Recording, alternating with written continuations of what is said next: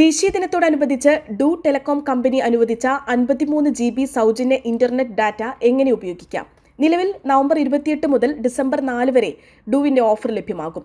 എല്ലാ post paid കസ്റ്റമേഴ്സിനും 7 ദിവസത്തേക്കാണ് offer ലഭിക്കുന്നത്. പ്രീപെയ്ഡ് ഫ്ലെക്സി ഇയർ പ്ലാൻ ഉള്ളവർക്ക് ഒരു വർഷം മുഴുവൻ 53 GB ഡാറ്റ ഉപയോഗപ്പെടുത്താം.